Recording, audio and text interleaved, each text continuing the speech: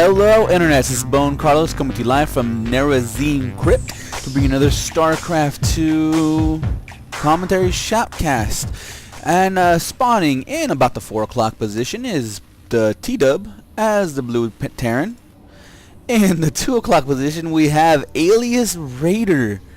In the 2 o'clock position spawning as the red Protoss. AliasRaider, that just sounds like a cool starship name. Just saying, gonna raid your aliases, or in an alias name, gonna raid your stuff. So I picked this up off of just another one of the many StarCraft 2 replay sites out there, and the title was greatest comeback win of all time.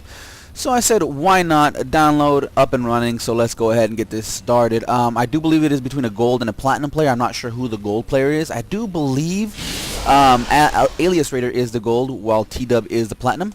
So I'm interested to see what unfolds. I haven't watched this before. As always with all of my casts, I'm just doing these cold because I just find it's more amusing for myself and possibly more interesting for you guys.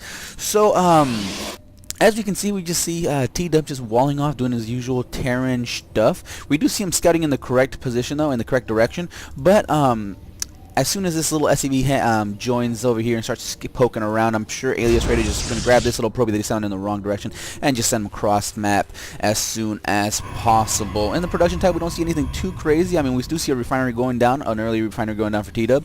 So I'm interested to see maybe he's just going to wall off completely while going for some cloaked banshees.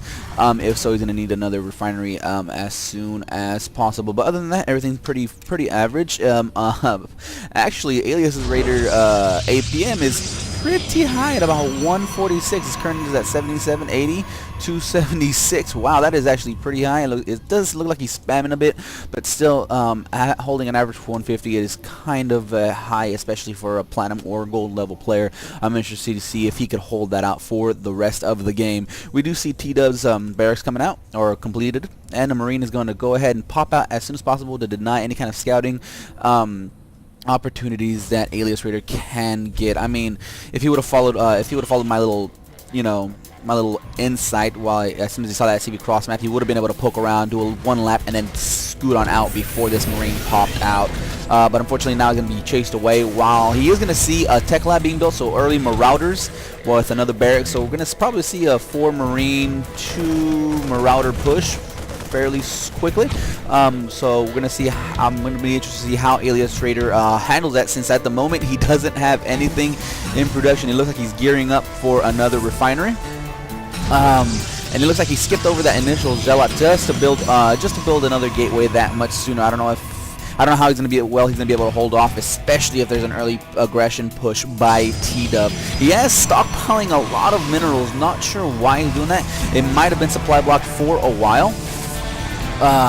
Given the fact that he's just now got up his last little fine line, and oh, poor little probe. This is why you always want to. There you go. He cancels it, and it looks like he was going for a 4-gate, forced to cancel, get that little probe out of there. Now that refinery is up and running, he's probably gonna go ahead and dump that in there, start mining gas in as soon as possible. And I don't know. I'm not too big of a fan on 4-gating a Terran. It's just I'm just not a fan of 4-gating in general. I have honestly never 4-gated in a ladder match before. I can hold off a 4-gate pretty decently, just because I've had so much experience with it. But I'm more than likely going to see a Marauder pop out. As soon as that Marauder comes up, I'm assuming he's going to go ahead, come on over, push in, and do as much damage as possible. We see a robotics facility going down, 4 gateways and a robo facility. That is just too many unit producing structures to be able to support on one base. I would have just held this off until he secured his natural expansion. But you know what? In the heat of the moment, who knows? Let's see. Gateway is about 3/4 of the way done, which is fairly late. I mean, generally you want to have gateway done, warp gate tech done at about 6 minutes. That's generally when you want to hit with a 4-gate attack. We do see tdub kind of just rallying his troops around this little watchtower, which I find that I like holding. Holding watchtower is always great in my opinion. I mean, the vision that we see from AliasRaider is zilch. tdub does see more of the map. He just moved out from the Zelnog Tower, but he was able to see more. So we probably going to see a little push coming in right now. In the units tab, we actually see only 3 Stalkers, a whole lot of force of 6 Marauders and 6 Marines. That is not going to be enough to hold I mean, he does have Warp Gate tech, and he still hasn't transformed them. But here comes the attack, along with 2 SCVs. Those over any kind of punishment that these that these stalkers will be able to deal out. We see a Barracks going down for tdub, and it looks like this is gonna be just bye-bye GG, fairly certain. But unless, of course,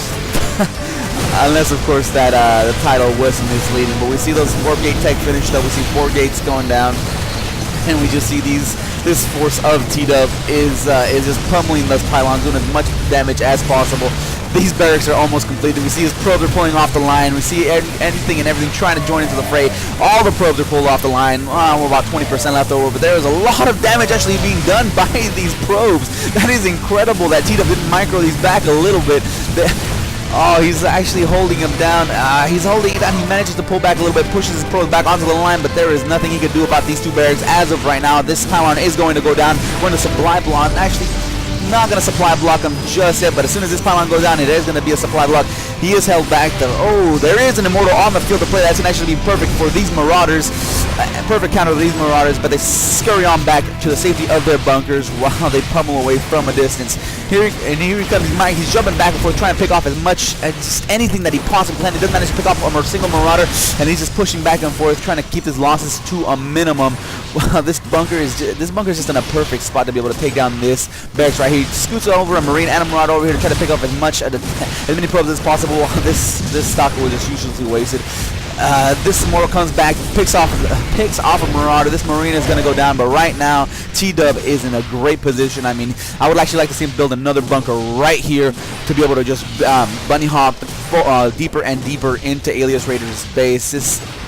It does seem like that this Warp Gate is going to go down. There is just nothing about it. There is 2 Immortals on the field of play, but with only 4 Stalkers to back it up, it's probably not going to be enough. I mean, there is 3 Marauders and 2 Marines in 2 bunkers, so I mean, he could swing down, take out this bunker fairly easily, especially with those 2 Marauders, and then, oh wow, he actually unloads everything, pushes forward, tries to get greedy, pushes forward and tries to take down a Warp Gate, sees that he has a nice little force up, he backs up into those bunkers, and he's pushing back and forth, poking left and right, trying to get as much positioning as possible, but those Immortals come in and take down this bunker fairly rapidly.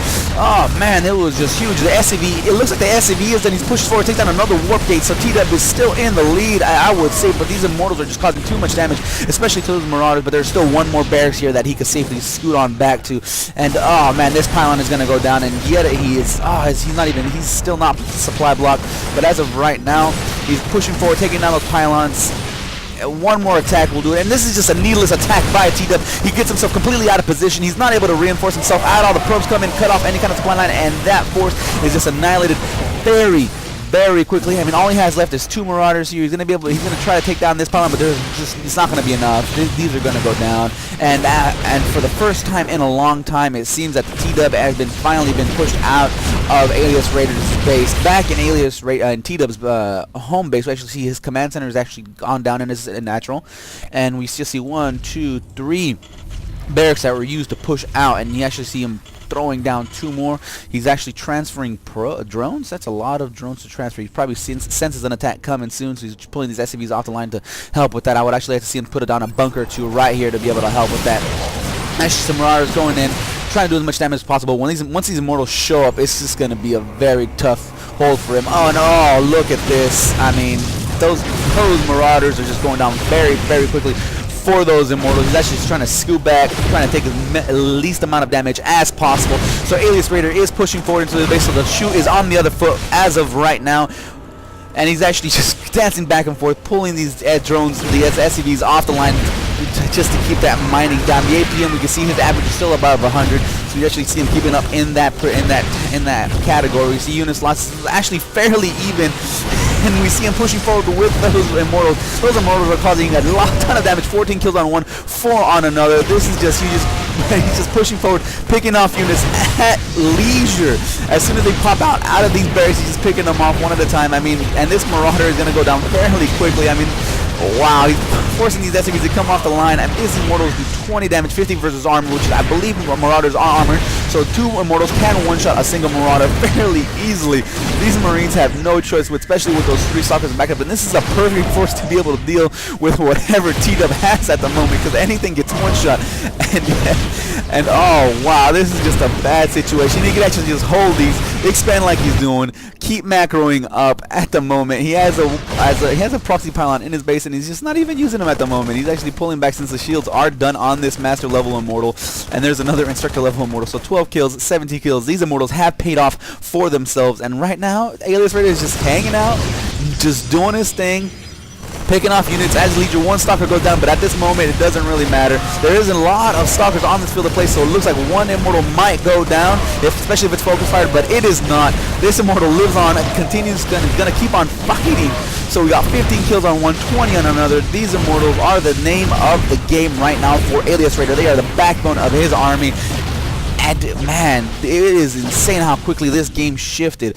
I'm actually going to enjoy watching this replay a little bit more, see exactly what went wrong in tdub's favor, because he looked like he had the game in the bag. I mean, obviously that little push earlier where he sacrificed a good chunk of his, more like 80% of his army was a big part to do with it, but he was really in a great spot to be able to just win this game. And with this new Warpin and a fresh Immortal coming in, it doesn't look like tdub has anything really to answer for it. I mean, these Immortals have their shields recharged up, and they just keep dancing back and forth, keeping these SCVs off the line, keeping them from mining, and that's just exactly what it is. I mean, oh look, that 1 Stalker is gonna go down, but that really doesn't matter, especially with these 3 Immortals on the field. I mean, the fresh Immortal already has 3 kills on it, and he's just microing back and forth, causing as much damage as possible while taking as little in return.